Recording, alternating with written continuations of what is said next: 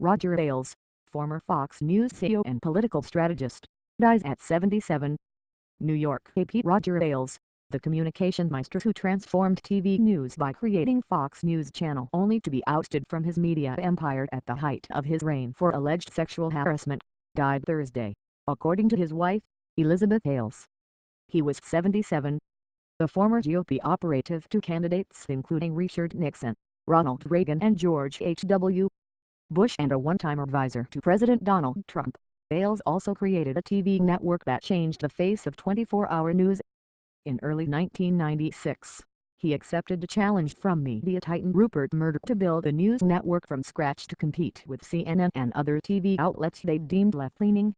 That October, Ailes flipped the switch on Fox News Channel, which within a few years became the audience leader in cable news.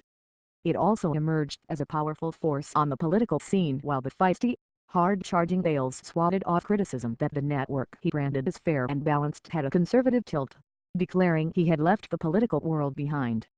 By mid-2016 Ailes still ruled supreme as he prepared to celebrate Fox News' 20th anniversary. But in little more than 2 weeks, both his legacy and job unraveled following allegations by a former anchor that he had forced her out of Fox News after she spurned his sexual advances.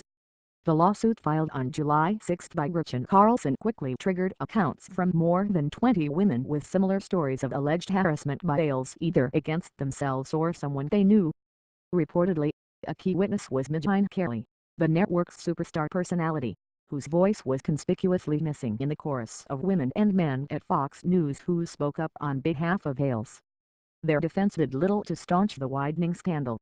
Despite Ailes' staunch denials, 21st Century Fox corporate head Rupert Murdoch and his sons, James and Lachlan, determined that Ailes had to go. The announcement was made on July 21. Rumors of sexual improprieties at Fox News and by Ailes in particular weren't new. Gabriel Sherman's 2014 Ailes biography, The Loudest Voice in the Room, reported numerous unflattering anecdotes, including an allegation denied by Ailes that he offered one female employee extra money if she would have sex with him.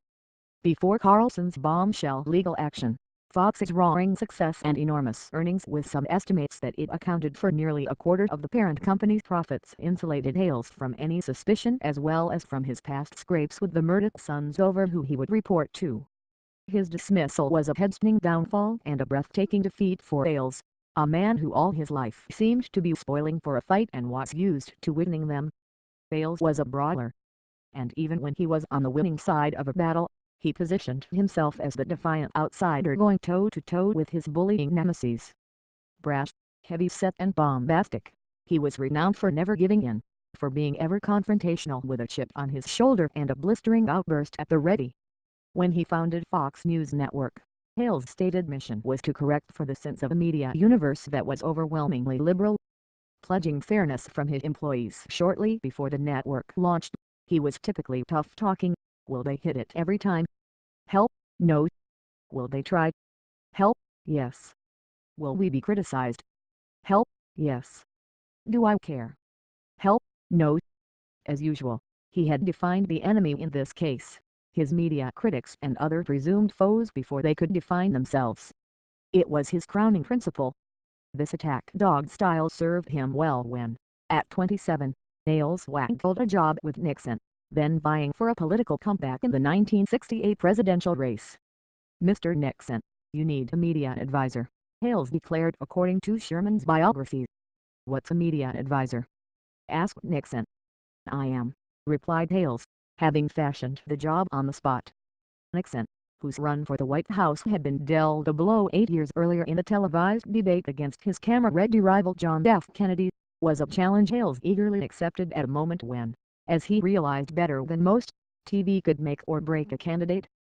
Concluding that viewers would never warm to Nixon, nor would the media establishment, Ailes struck a winning formula by packaging him in comfortably staged TV town hall meetings as a man whose intelligence the audience would respect.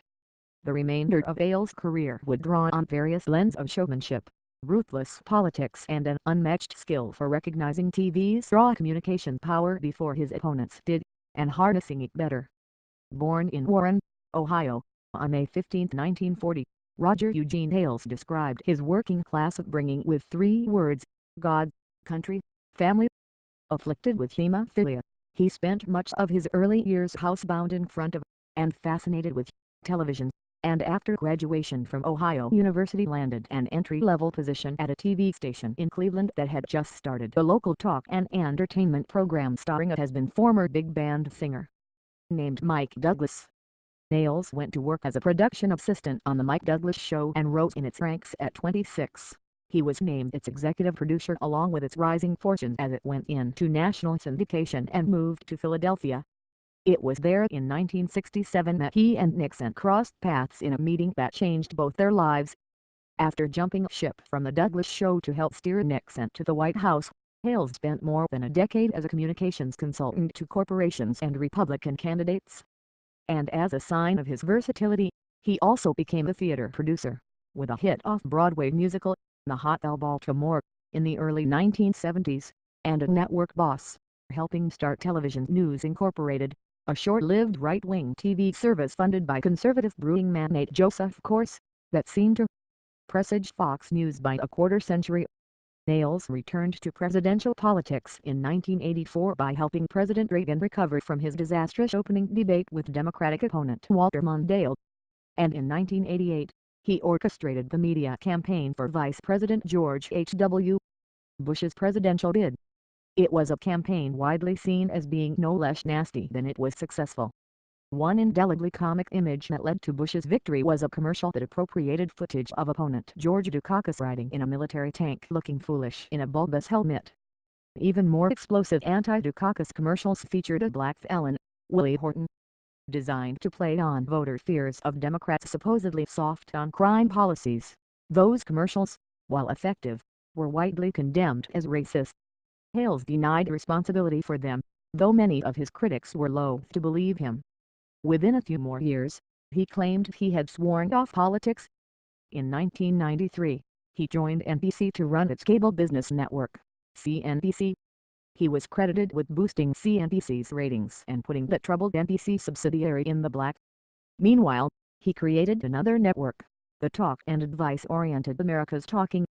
"I've gotten over all the cynicism of politics," Ailes told the Associated Press in 1995, although, during that same period, Ailes moonlighted as executive producer of the syndicated TV show that starred right-wing radio sensation Rush Limbaugh. Then, in January 1996, Ailes resigned from NBC after America's Talking was sacrificed to free up channel capacity for the company's cable news venture, MSNBC. Within weeks, Ailes had jumped to what was then known as News Corporation, and by fall he launched Fox News Channel against a pair of seemingly indomitable rivals, 3-month-old MSNBC, the network with which his former employers replaced his America's Talking channel, and cable news pioneer CNN.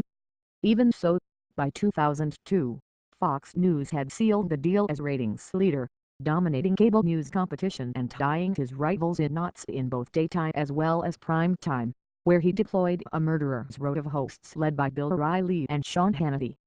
Ailes helped make a hot property out of Glenn Beck, and signed a virtual salon of former and future GOP big names who found a welcoming platform for party talking points. Other hires included Gretchen Carlson, who came to Fox News from CBS News in 2005 and was dismissed when her contract expired on June 23, 2016, and John Kelly, an attorney-turned-TV journalist who joined the network in 2004 and a decade later was arguably the network's biggest marquee name. From the start, Ailes steadfastly denied any political bias or agenda on the part of his network, whether in its message or its personnel. Politics, schmolytics. "I hired Sarah Palin because she was hot and got ratings," he told the AP in 2011. Propelled by Ailes' fair and balanced branding, Fox News successfully targeted viewers who believe the other cable news networks, and maybe the media overall, displayed a liberal tilt from which Fox News and Fox Business Channel, which he launched in 2006 against his former business network, CNBC, delivered its audience with unvarnished truth.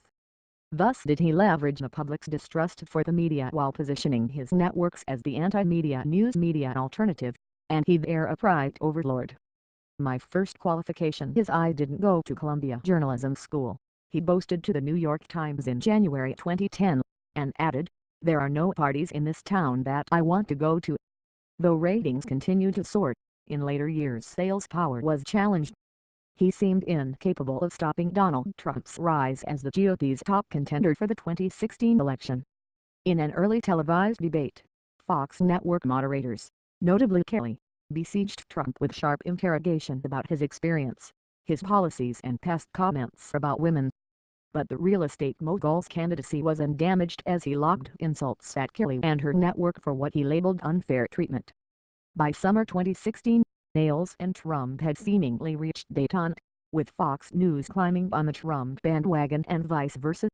It was ironic, then, that Ailes was ousted only hours before Trump accepted the GOP nomination for which Fox had helped pave the way.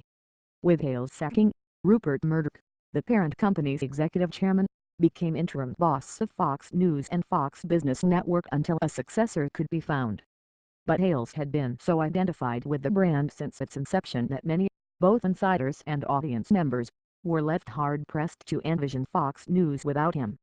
In the meantime, the network's talent lineup took a hit as Kelly left for NBC News and Bill O'Reilly was fired amid sexual harassment charges lodged against him. Ailes is survived by his third wife, Elizabeth, who had worked for him at CNBC as vice president of programming, and their son, Zachary.